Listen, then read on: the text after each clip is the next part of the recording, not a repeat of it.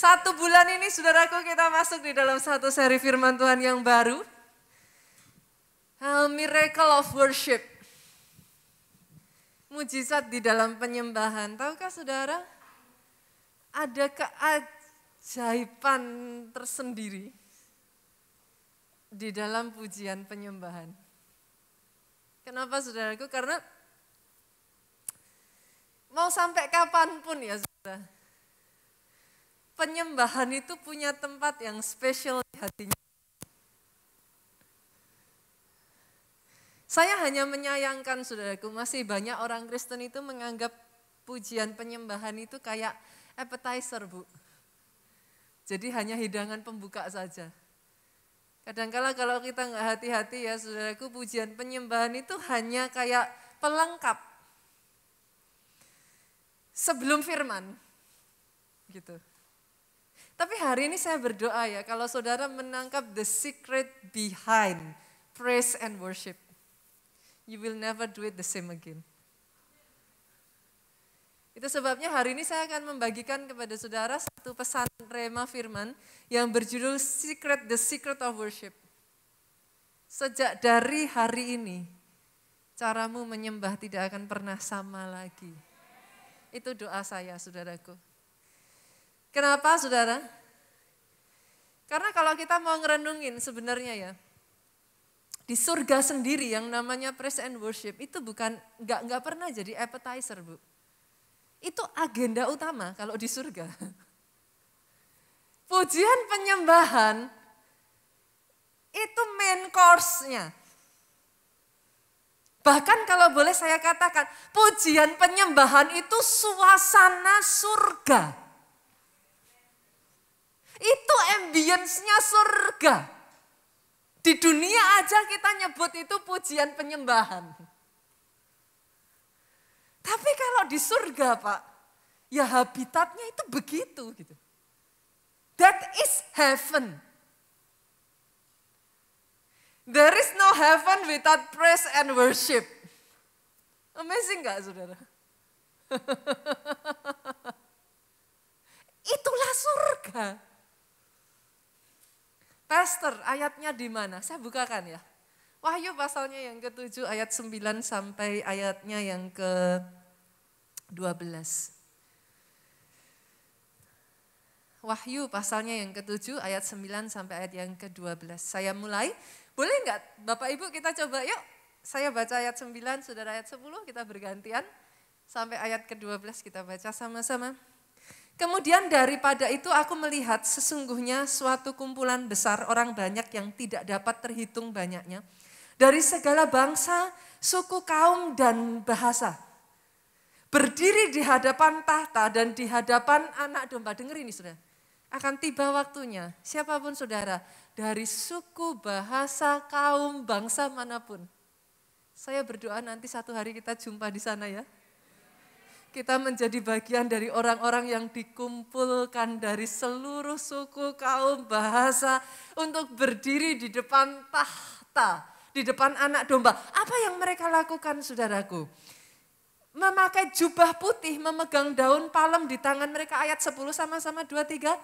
Dengan suara nyaring, mereka berseru, keselamatan bagi Allah kami yang duduk di atas tahta dan bagi anak domba. Saya ingin mengajak saudara melihat suasana yang ada di sana itu bukan suasana yang sepi, saudara.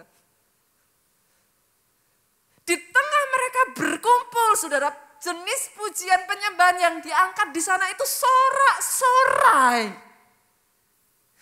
Tengahnya penyembahan terdengar suara gegap gempita.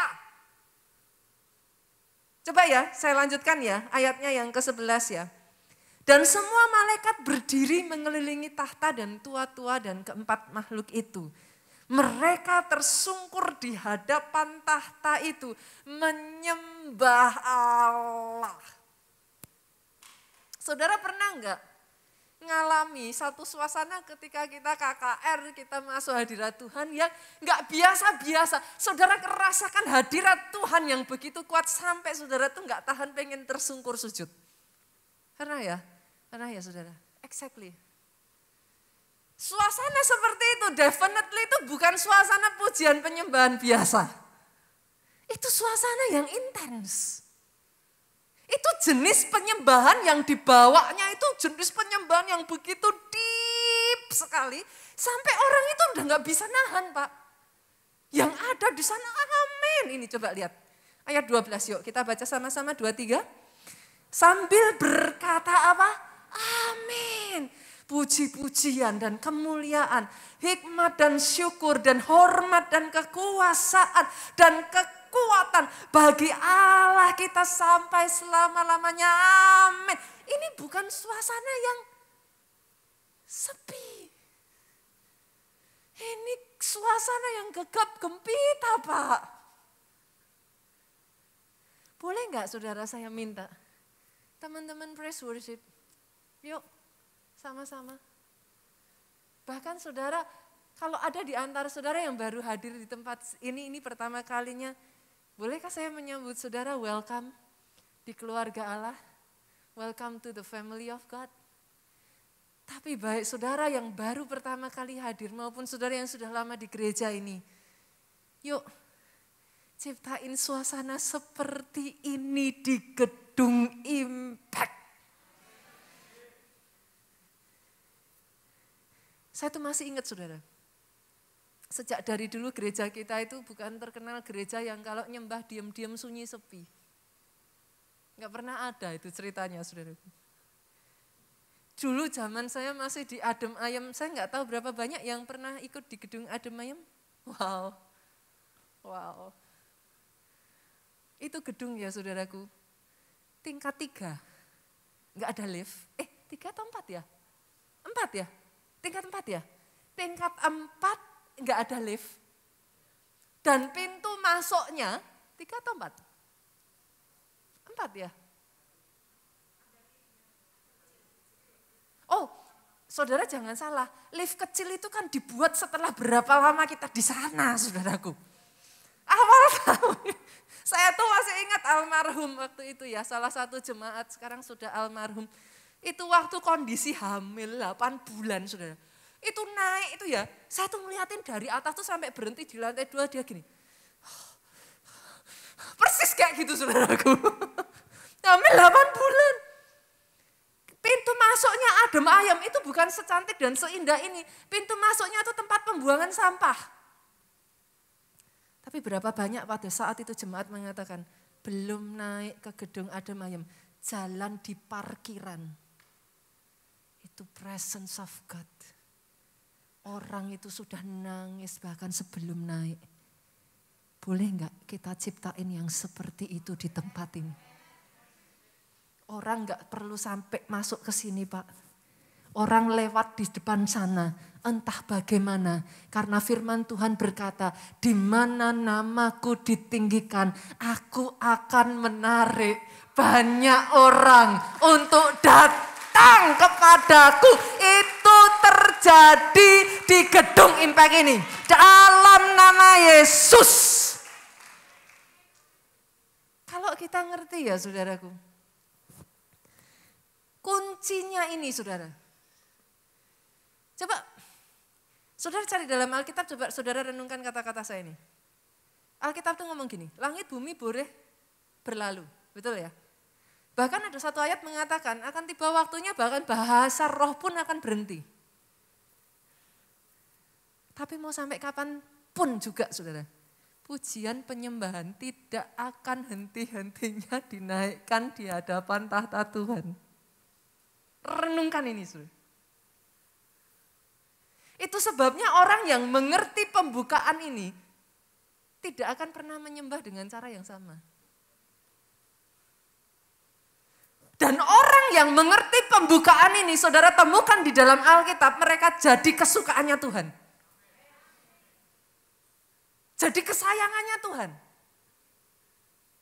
Daud, saudara berkali-kali baca. Mazmur 119 mungkin media boleh bantu dikeluarkan. Apa saudaraku? 7 kali dalam sehari. Daud itu memuji-muji Allahnya.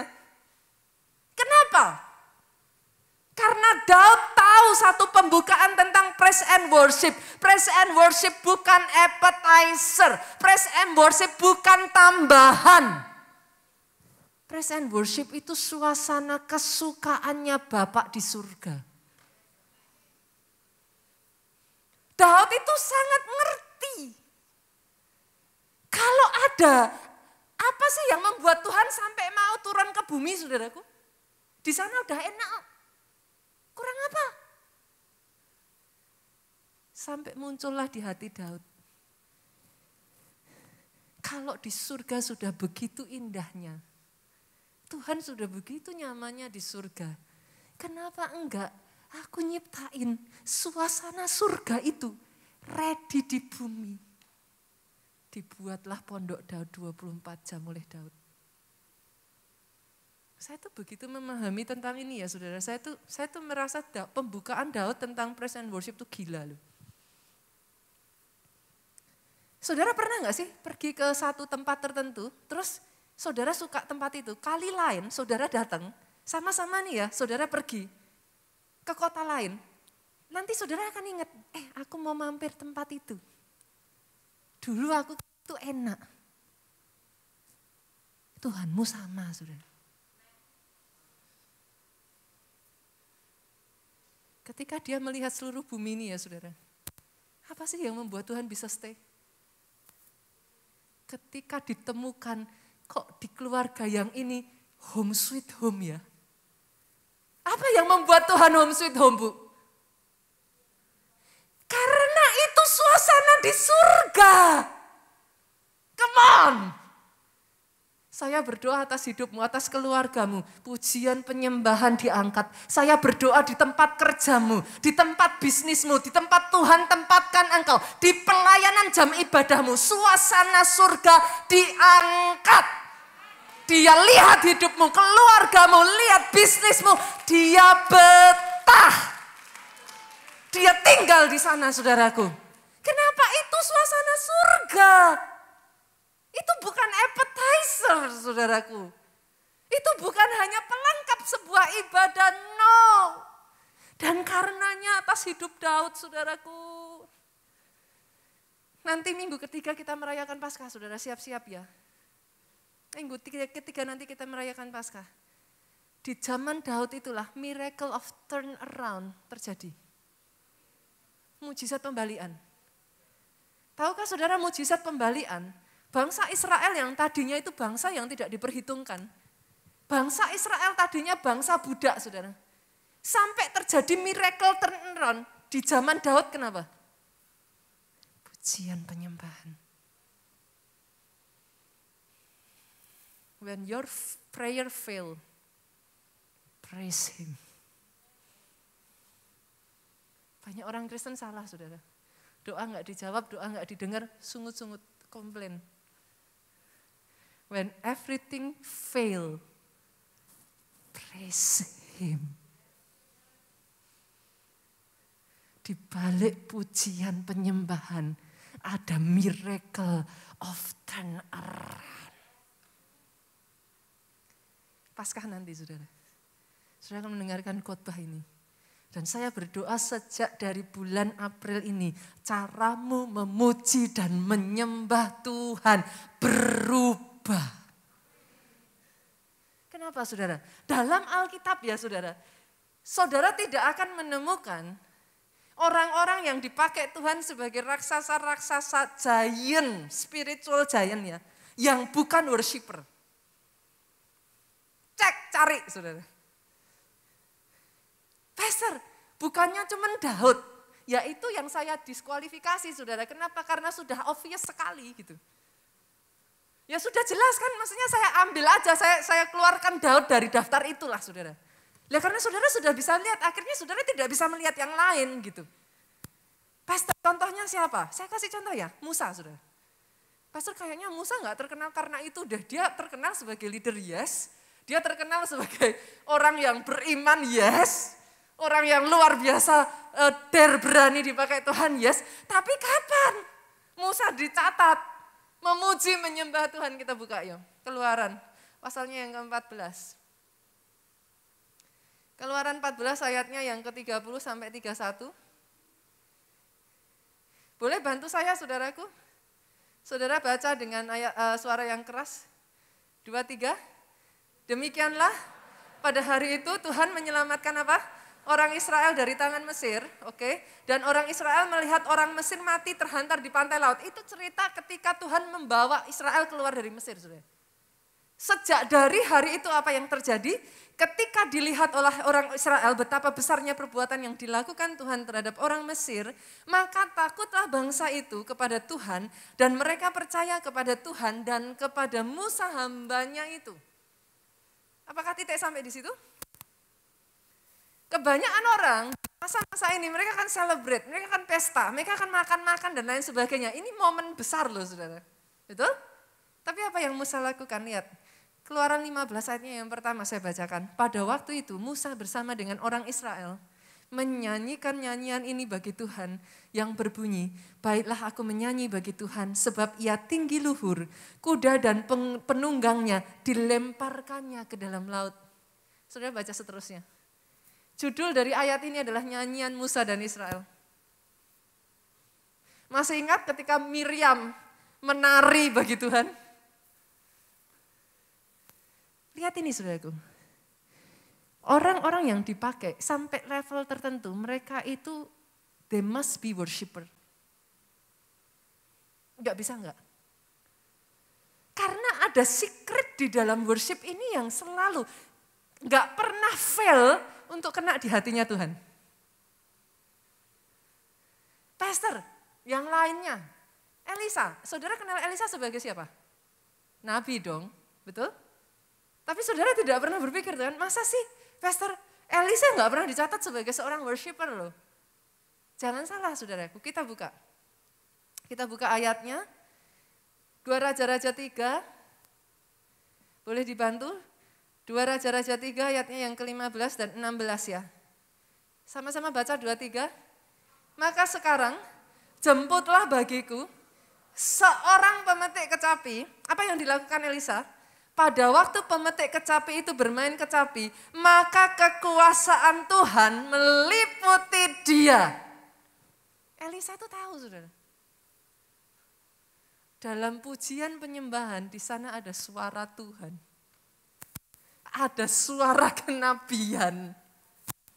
Dalam pujian penyembahan di sana ada pesan Tuhan disampaikan. Seorang nabi sekelas Elisa loh saudara. Dia sampai panggil pemetik kecapi. You can see it. Dan apa yang terjadi? Di ayat 16 kalau saudara baca, ini yang kisah yang menjadi salah satu ayat yang dipakai Tuhan untuk berbicara atas gereja kita membangun Pondok Daud, saudaraku. Beginilah firman Tuhan, setelah pujian penyembahan dinaikkan, berkatalah Tuhan, beginilah firman Tuhan, biarlah di lembah ini dibuat parit-parit. Tuhan bicara, saudara.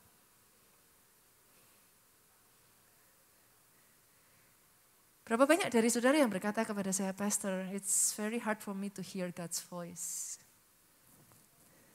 Bolehkah saya katakan kepada saudara, yuk belajar menyembah yuk. Yang mengerti aminnya yang keras. Karena di dalam penyembahan ada kehendak dan rencananya disampaikan. Hidupmu gak akan pernah kering lagi dengan suara Tuhan. Hidupmu gak akan pernah kering lagi dengan pesan Tuhan. Hidupmu jadi hidup yang kokoh. Siapa lagi, Pastor? Daniel. Kalau saudara lihat kehidupan Daniel terkenalnya dengan apa? Orang yang suka berdoa, betul ya? 3 kali dalam sehari Daniel apa? Saudaraku. Buka ya, kita lihat ya. Daniel 6. Daniel 6 ayatnya yang ke-10. Demi didengar Daniel bahwa surat perintah itu telah dibuat, pergilah ia ke rumahnya, dalam kamar atasnya ada tingkap-tingkap yang terbuka ke arah Yerusalem. 3 kali sehari ia berlutut, nah ini yang seorang Kristen kurang lengkap saudara. 3 kali sehari ia berlutut, berdoa, serta memuji Allahnya. Saudara hanya mengenal Daniel sebagai orang yang suka berdoa. 3 kali dalam sehari dia berdoa. Wrong. 3 kali dalam sehari dia berlutut, dia berdoa, dia memuji-muji Allahnya. Sebut saudaraku, raksasa-raksasa roh yang ada di dalam Alkitab, they are worshiper. Saudara kenal Paulus sebagai apa?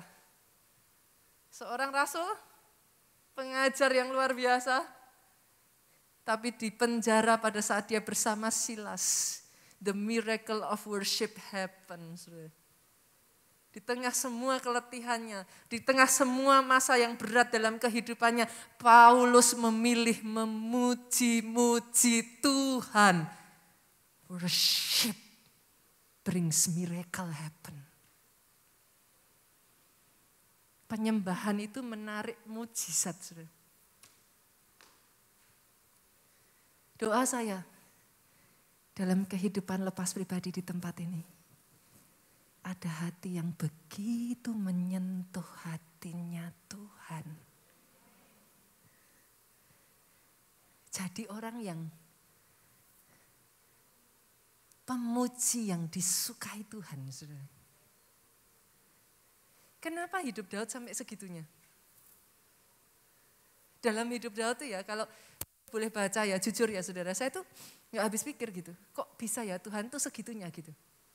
Sampai detik hari ini kalau saudara pergi ke Israel, mereka tuh masih mengeluh-elukan nama Daud tuh. Sampai detik hari ini saudaraku. Somehow buat bangsa Israel, Daud itu punya meaning tersendiri. Kenapa saudara? Coba kita lihat ya, 2 Samuel 23 ayat 1. Inilah perkataan Daud yang terakhir. Semua itu kalau yang terakhir pasti paling penting kan saudara? Sepakat dong? Kalau ada orang mau meninggal terus kasih pesan terakhir, paling penting dong. Apa yang paling penting ini dicatat seperti ini saudara. Tutur kata Daud bin Isai dan tutur kata orang yang, lihat ini. Yang ditulis di ayat ini, orang yang diangkat tinggi. Garis bawahi kata dia, saudara. Orang yang diurapi Allah Yakub. Yakub itu Israel, saudara. Pemazmur yang disenangi di Israel. Saudara bisa notice sesuatu yang aneh enggak dari ayat ini? Terkesannya enggak aneh ayat ini, saudara. Tapi coba saudara bayangkan, kira-kira kalau ada seorang raja yang sebesar Daud, yang seharusnya diingat itu apanya? Kenapa tidak ditulis? Daud adalah seorang yang mengalahkan raksasa sekelas Goliat. Enggak ditulis, saudara. Kenapa enggak ditulis? Daud adalah seorang raja yang di masanya musuh-musuh itu takut dan gentar kepada Daud. Enggak dicatat begitu. Kenapa di? Karena ayat ini bukan berbicara tentang prestasi Daud, saudara. In the end, yang diingat Tuhan itu bukan prestasimu. Come on. Di mata Tuhan, karena begitu menyentuhnya Daud, Tuhan mengatakan atas kehidupan Daud. Ayat ini yang Daud rasakan, Tuhan rasakan atas hidup Daud.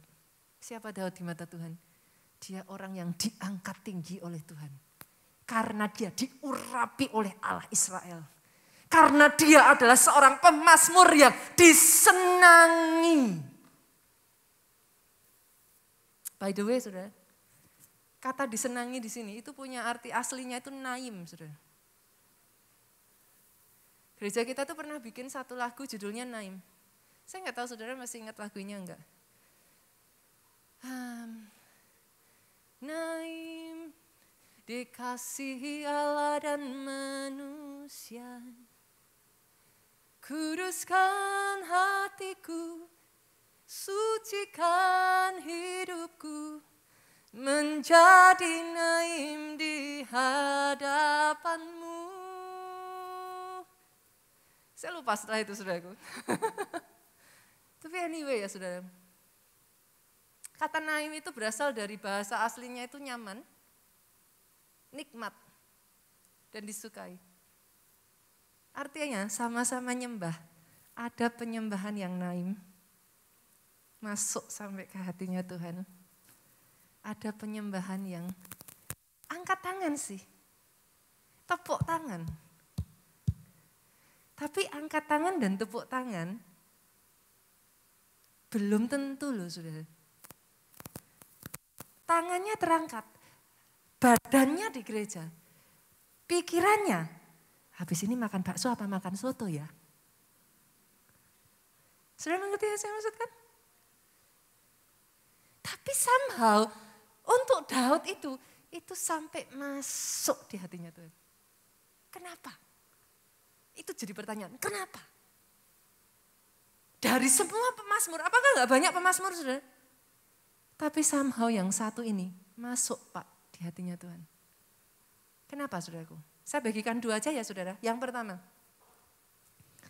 karena Daud menyembah dari hati yang mencintai Tuhan. You can fake the action. Saudara bisa menipu dengan tangan saudara. You can fake anything, but you cannot fake the heart. Gak bisa ditipu saudara. Penyembahan itu bukan masalah alat yang baik, yang terbaik ini saudaraku. All the sound system sekalipun kita berikan yang terbaik. Penyembahan itu hati. Hati yang mengasihi Tuhan Pak. Dan yang itu saudara gak bisa fake. Ada satu sosok pribadi ya saudaraku. Dalam hal semuanya ini, dia nomor satu. Tapi hatinya, namanya adalah Lucifer. Siapa yang bisa ngalahin Lucifer? Tubuhnya ini semua terdiri dari alat musik saudaraku. Alkitab mencatat, terbuat dari batu berharga, semua yang terbaik, itu ada di dalam diri Lucifer. Kalau ada orang pandai main keyboard, Lucifer lah keyboard. Saudara bisa apa? Ada orang bilang pandai main gitar, pandai main drum. Lucifer at the same time keyboard, drum, gitar and all kind of music is in him. Dialah musik.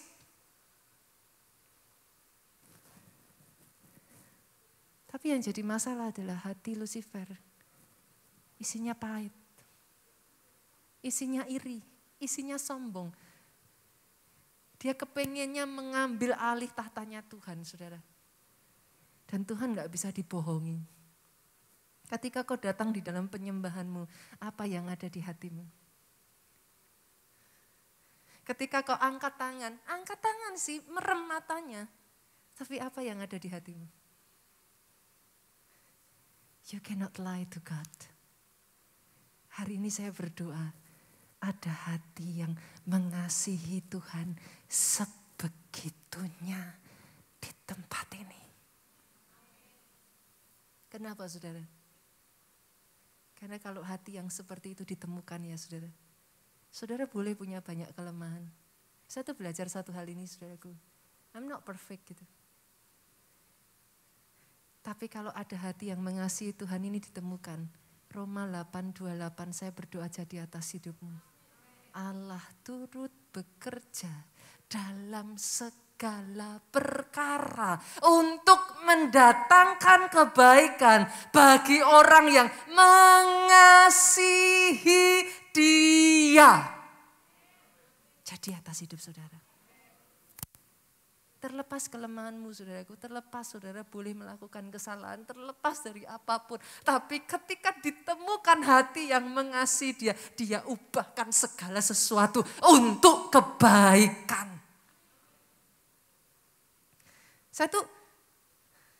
Ini kisah sudah terjadi sangat lama saudaraku dan saya sangat berhati-hati sekali dalam menceritakan hal ini.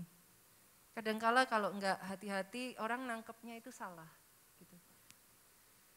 Sekitar 2 tahun yang lalu, saudaraku, Tuhan itu mengaruniakan buat saya dan Pak Jo sebuah mobil, saudara. Ada seorang jemaat datang kepada kami dan memberikan mobil ini.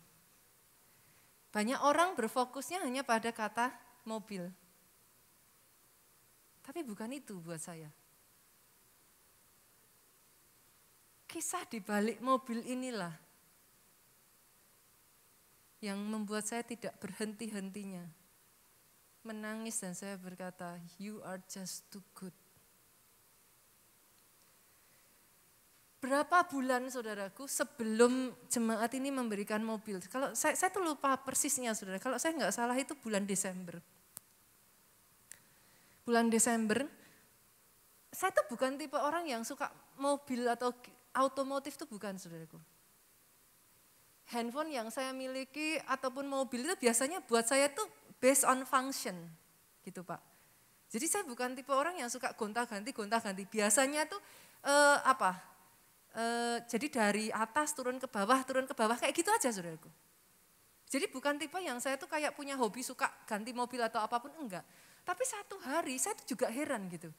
Out of nowhere saudara, saya lagi jalan di parkiran apartemen, saya tuh lihat mobil saudara. Dan muncul kerinduan di dalam hati saya. Tuhan, kok kepengen ya punya mobil ini. Kerinduan simpel saudara. Berdasarkan kejadian yang sederhana. Waktu itu kalau saya nggak salah ada seorang tamu hamba Tuhan datang ke Jakarta. Mobil kami bukan jelek saudara, bagus, tapi kecil. Jadi saya tuh nggak enak gitu. Bawa hamba Tuhan, dia bawa temennya, mobilnya itu satu masuk itu kayak nggak nyaman gitu saudaraku. Saya tuh muncul jadi satu kerinduan yang kayak sederhana sekali, saya cuma ngomong seandainya kita ada mobil yang bisa bawa melayani hamba Tuhan ini dengan proper gitu. Sesederhana itu sebenarnya. Dan itu pun saya bukannya yang kayak gimana tuh sama sekali nggak ada saudara. Tiba-tiba muncul kerinduan seperti itu, keweton apa sih orang Jawa bilang tuh muncul keluar. Saya tuh lewat dengan mobilnya itu terus saya bilang, kalau ada ya, langsung dijawab Pak Jo, enggak usah macem-macem. Saya tuh, itu keweton, jalan saudaraku ya ampun seandainya saya gitu ceritanya tuh kayak lewat gitu loh saudaraku. Langsung suami saya di samping tuh orang saya juga ngajakin bicara dia gitu saudaraku. Langsung enggak usah macem-macem katanya saudara. Enggak usah gitu. Saya bilang, langsung saat itu juga, saya tuh juga heran. Saat itu juga keluar dari mulut saya tuh ngomong, enggak minta sama kamu, saya minta sama Tuhan saya. Itu keluar saudaraku. Saya jalan, saya tuh enggak usah, saya minta sama Tuhan saya. Dan lucunya di saat itu, saya tahu pasti dalam hati saya saudaraku. Tuhan itu jawab, kamu mau yang mana? Itu saya kaget saudara. Hah? Kamu mau yang mana? Hah? Karena itu bukan sesuatu yang saya pikir tuh hanya kayak sambil lalu gitu. Ditanya gitu saya jadi mikir, yang mana ya? Saya juga jujur gak kepikir saudaraku waktu itu. Akhirnya waktu berjalan, saya ini jujur gak pernah ceritakan ini saudaraku. 2 tahun sudah berlalu. Karena saya tahu kadang-kala tuh gak semua hal diceritakan itu bisa membuat orang bersuka cita bersama kita gitu saudara. Kadang kalau gak hati-hati malah munculnya negatif gitu. Jadi saya sangat berhati-hati menceritakan. Sampai akhirnya saudara, saya oke lah, saya lihat, saya bilang sama Tuhan, kayaknya ya yang paling pas ya ini gitu. Saya tunjuk mobil Alphard saudara warna hitam. Kayaknya yang paling pas tuh ini Tuhan. Itu dalam hati literally saudara saya mendengar suara, oke. Saya kaget, hah? Oke Tuhan, beneran gitu. Oke. Ya oke. Gitu. Saya waktu itu tuh benar-benar dalam posisi yang sama sekali tidak berpikir saudara. Waktu berjalan ya saya pikir ya oke, Tuhan oke ya sudah jalan gitu. 2 bulan berlalu, 2 bulan lebih berlalu saudaraku. Sampai satu hari saya tuh udah kayak jujur saat itu udah gak kepikir di benak saya. 2 bulan berlalu saudaraku, waktu itu hari Sabtu, tepatnya tanggal 7 bulan Februari saudara. Saya turun ke bawah, jalan-jalan lagi, lewat mobil Alphard hitam. Saya tuh cuma nepok aja, saudara. Terus saya bilang sama Tuhan, ya ampun Tuhan, lah ini sampai sekarang loh, sudah berapa lama sih Tuhan? Katanya Tuhan bilang oke, saya tepuk saudara. Ngomel, katanya Tuhan bilang oke, saya tepuk, udah saya jalan masuk ke mall. Hari Minggunya saya khotbah saudara.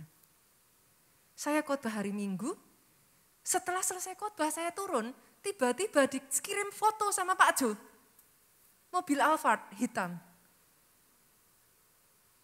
Pak Jo bilang, di WhatsApp-nya cuman bilang kayak gini, ini mobilnya datang. Saya turun khotbah itu kan kayak masih di awang-awang kan saudaraku. Saya duduk baca ini mobilnya datang, saya bilang, kamu enggak bercandaan ya? Loh, Pak Jo tuh jawab saya, loh kok bercanda gimana? Mobilnya udah dikirim. Saya tuh mikir, kayaknya enggak mungkin dari Pak Jo deh. Gitu.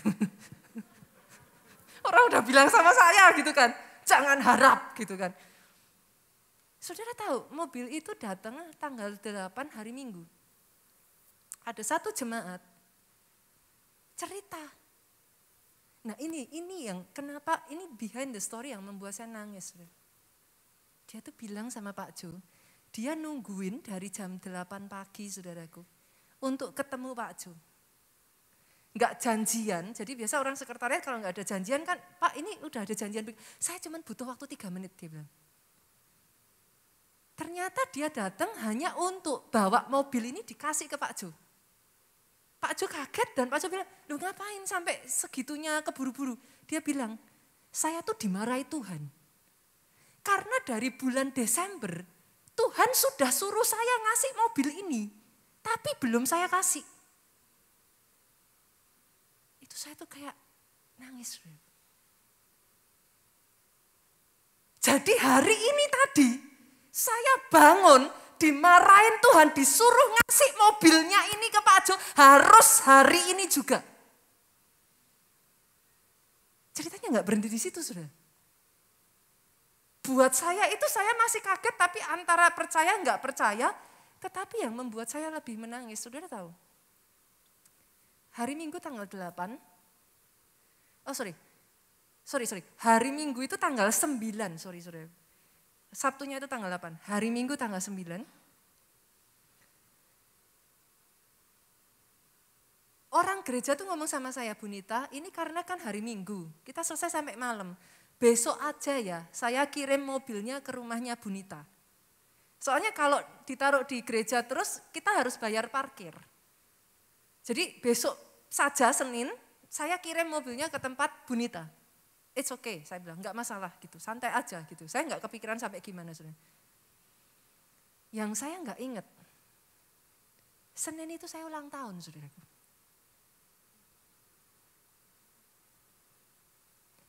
Mobil dikirim. Keluarga saya dari Solo itu pas datang ke Jakarta. Kita naik satu mobil itu bersama-sama. Jangan tepuk tangan dulu Bu, karena masih ada ceritanya. Di Jakarta itu ada daerah tertentu yang ganjil genap, tahu dong saudara ya. Saya waktu jalan itu enggak kepikiran, karena pemikirannya cuma, hore kita pakai mobil, ini baru datang kayak gitu kan saudara, pola pikirnya tuh begitu. Pakai mobil itu saya lihat di spion, ada plat nomornya, ganjil. Saya langsung bilang sama Pak Jo, balik, kita harus pulang. Ini mobil plat nomornya ganjil, kita bisa ketangkap. Pak Jo ngomong, siapa bilang? Ini plat nomornya genap kok. Itu loh lihat spion, plat nomornya ganjil. Begitu sampai di lokasi, tahukah saudara? Ternyata awalnya plat nomornya ganjil. Baru saja diubah sama ownernya, dijadikan plat nomor genap. Sehingga hari itu mobil itu bisa mengantar di hari ulang tahun saya yang hari genap, saudaraku. Sampai di rumah makan itu, saya nangis. Tuhanmu tidak pernah terlambat. Dia tidak berlambat-lambat. Dia menyediakan semuanya itu tepat pada waktunya. Bukan hanya itu ceritanya, saudara. Waktu berjalan, itu bulan Februari, Maret pandemi terjadi. Seumur-umur saya nggak pernah pulang pergi kota Solo itu naik mobil, saudara. Biasanya biar nggak repot karena kan hanya sebentar ya saudara. Kita naiknya pesawat langsung cepet kan saudara. Tapi saudara sendiri tahu selama masa pandemi itu pesawat itu sangat banyak peraturan dan lain sebagainya. Sehingga itu pertama kalinya kami memutuskan pergi naik mobil. Tahukah saudara isi keluarga saya? 5 orang, 2 suami, 1 istri, 1 suami, 3 anak, 2 suster, 2 anjing. 2 tahun masa pandemi, Tuhan pakai mobil itu untuk mengantar saya, Pak Jo, ketika kami datang ke kota ini, ke kota Solo. Kami bawa 1 rombongan, 1 keluarga penuh saudaraku, muat di dalam 1 mobil itu. Tuhan menyediakan segala sesuatunya sampai ke detail-detail kecilnya, di titik yang kau tidak pernah pikirkan dan bayangkan. Semuanya Dia atur presisi tepat.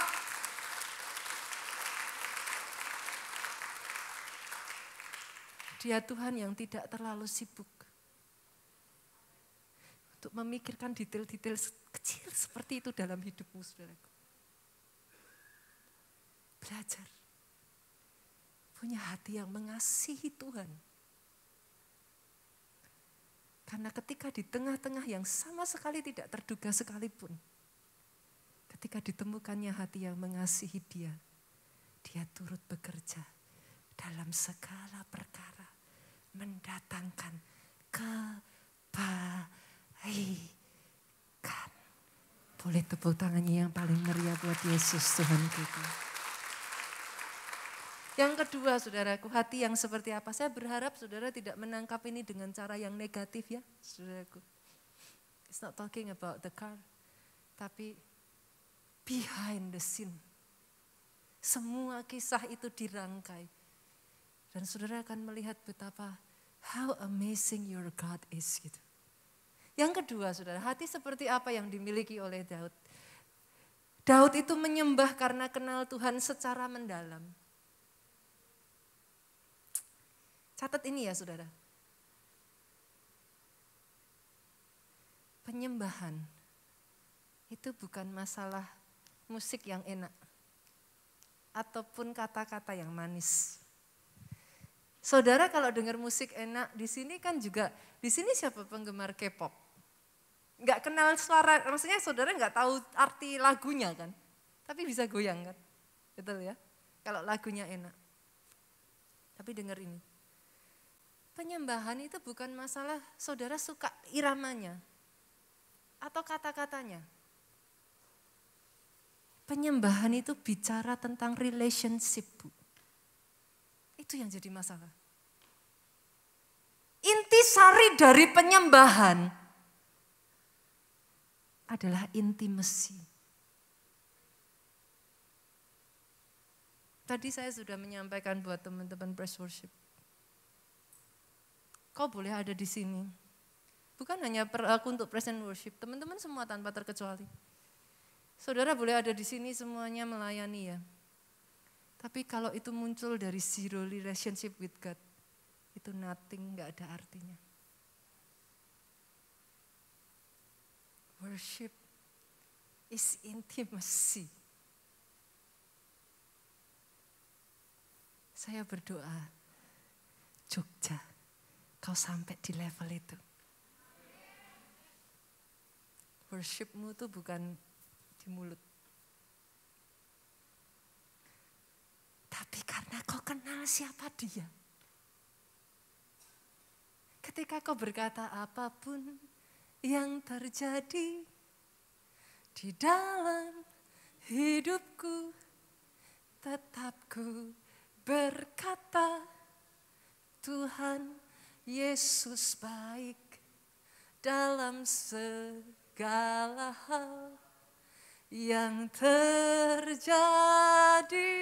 Selalu ku berkata Tuhan Yesus baik. itu bukan hanya kata-katanya yang indah, bukan hanya enak didengar lagunya, tapi kok bisa nyanyi meneteskan air mata. Kenapa saudaraku? Karena engkau mengalami dalam hidupmu, engkau boleh melalui banyak hal, tapi Yesusmu tetap baik.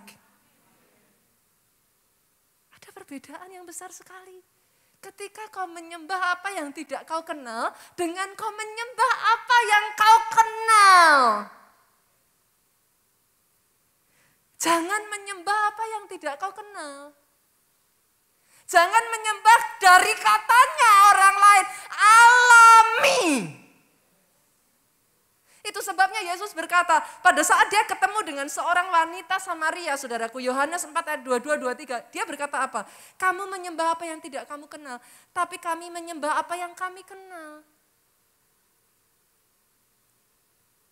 Sebab keselamatan datang dari bangsa Yahudi, tetapi saatnya akan datang dan sudah tiba sekarang, bahwa penyembah-penyembah benar akan menyembah Bapa di dalam roh dan kebenaran, sebab Bapa menghendaki penyembah yang demikian. Pastor, lagi mana saya bisa kenal Tuhan saya? Kenali dia dari firman-Nya, saudaraku. Boleh? Yuk, kita masih punya waktu panjang di 2022. Sepakat yuk? Selesaikan satu kali saja setidaknya Alkitab saudara. Bolehkah? Karena di dalamnya ada harta yang sangat-sangat berharga, saudaraku.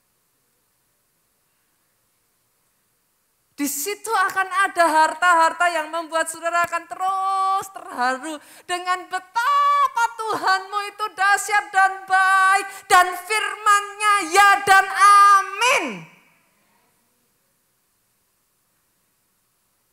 Sejak dari saya kecil, saudaraku, saya tuh orang yang, kalau saya boleh bilang tuh biasa-biasa. Jelek enggak, baik juga enggak, gitu. Serba biasa gitu, saudara. Bodoh enggak, pintar banget juga enggak. Saudara nangkep maksud saya ya? Nothing special gitu.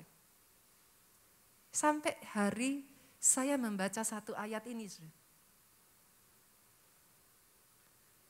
Bagianku dan warisanku, sampai kapanpun tetaplah Tuhanku.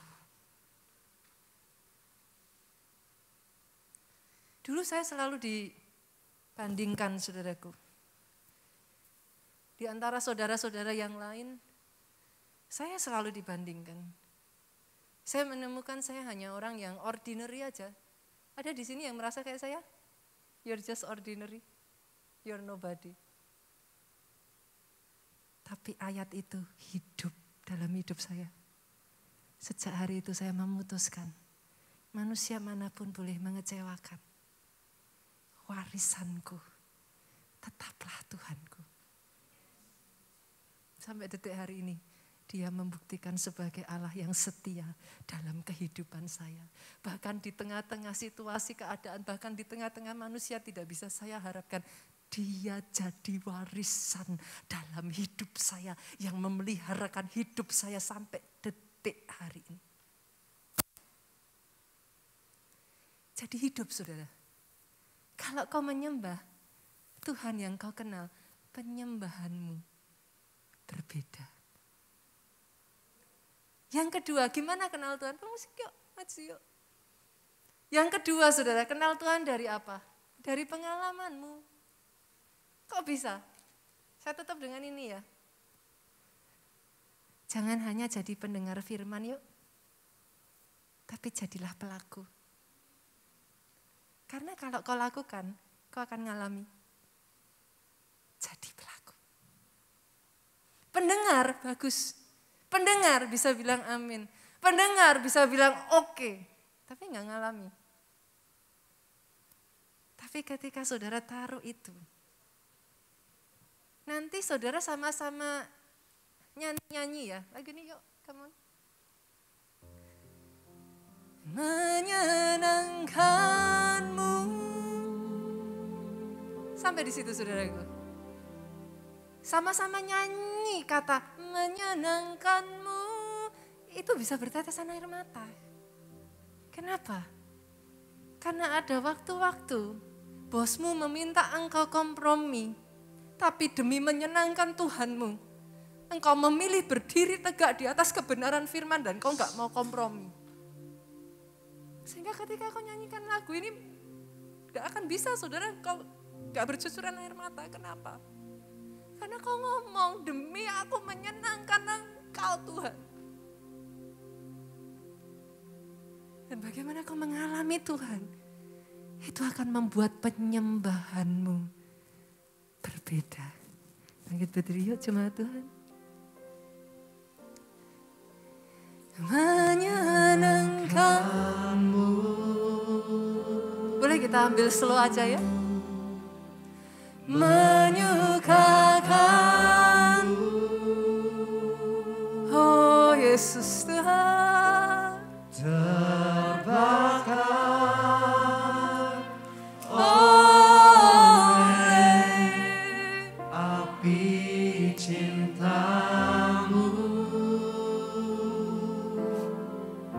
Coba saudara menyembah dari hati. Menyenangkanmu.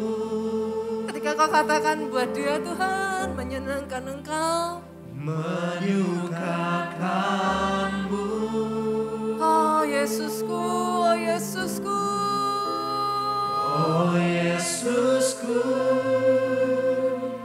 Bawaku dekat di hatimu.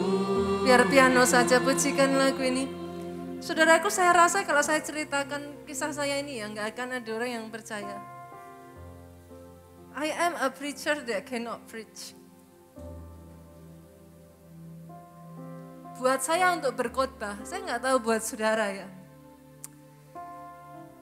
Saya tahu ketika saya cerita ini kenapa banyak orang gak percaya. I've been preaching for like over 20 years. Saudara tidak akan pernah melihat saya di atas mimbar seperti ini dan gemetar atau apapun. Tapi buat saya untuk berkhotbah itu adalah satu perjuangan dan pergumulan yang sangat besar sekali. Berkali-kali saya itu mau menyerah. Honestly. Kan ada banyak orang yang ngomong sama saya, pastor, saya diberkati dari khotbah pastor. Tapi yang saudara tidak tahu, untuk naik ke atas mimbar ini, perjuangan saya besar sekali. Pak Jo tahu itu karena dia lihat di depan matanya sendiri. 20 tahun saya khotbah loh saudaraku. Ada waktu-waktu di mana saya harus melalui muntah-muntahnya itu yang sampai dari pagi sampai malam kayak gitu. A lot of things. Dan banyak kali saudaraku itu membuat saya itu, kadangkala saudara lihat sekian waktu saya enggak khotbah, saya selalu mengatakan kepada teman-teman, dukung doa saya. Tapi satu hal yang saya punya saudara, saya cuma punya lagu ini nih. Saya hanya belajar menyenangkan hati Tuhan saja. Kadangkala Tuhan meminta sesuatu dari hidupmu. Bukan sesuatu yang kau sukai. Bukan sesuatu yang mudah. Tapi boleh enggak saudaraku? Naikkan itu menjadi korban penyembahan di hadapan Tuhan. Alami dia secara pribadi. Saya selalu katakan kepada teman-teman yang bersama-sama saya, I'm not perfect, I have so many, saya punya sangat banyak kekurangan. Tapi saya cinta Tuhan saya. Dan untuk Tuhan saya tidak akan pernah mau menyerah. Melalui pandemi ini boleh sama-sama saudaraku? Jangan give up ya. Boleh ya? Just don't give up. Keep pushing forward. Terus berjuang. Terus kerjakan bagianmu yang terbaik. Dan dalam semuanya itu saudaraku, ini yang muncul dari lidah bibirku. Tuhan, sekalipun hatiku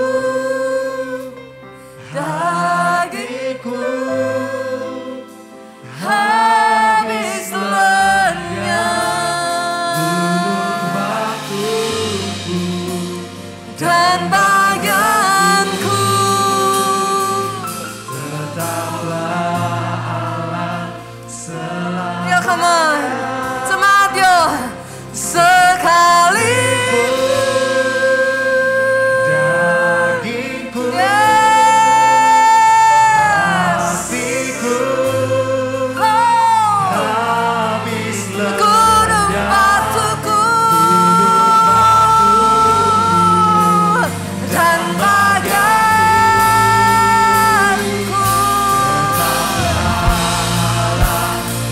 Yo, sekali lagi ya. Sekalipun dagingku, hatiku habis lelah. Oh Yesus Tuhan, selamanya.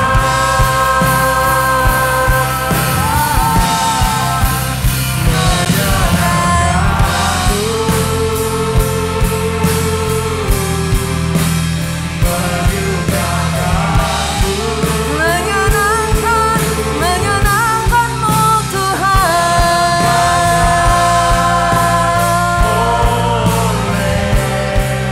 api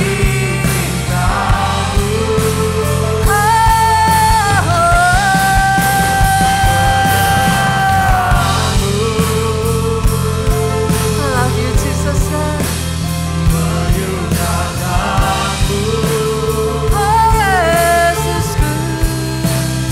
Oh Yesusku, aku dekat. Oh Yesus Tuhan,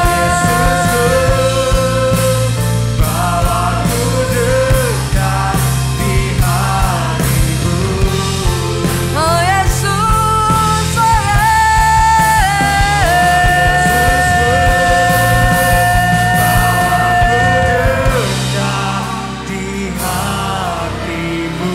Sorak-sorak yang paling terdapat Raja di atas segala raja.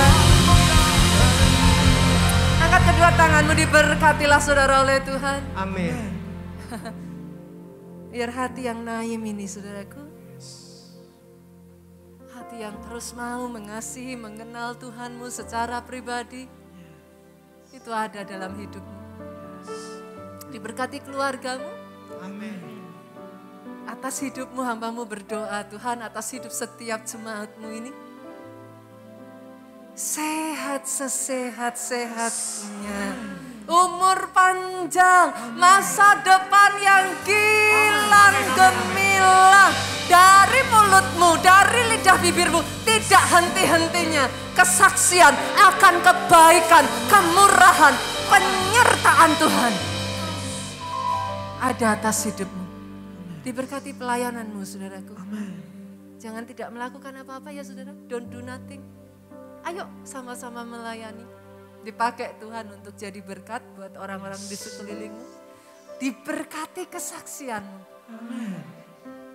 Ceritamu, apa yang kau lakukan, membawa orang datang kepada Yesus. Pulanglah saudaraku dengan membawa damai sejahtera, cinta kasih Yesus Tuhan. Sukacita Allah itu limpah atas hidupmu. Persekutuan dengan Roh Kudus sekarang sampai selama-lamanya. Kau yang diberkati katakan dengan suaramu yang paling keras.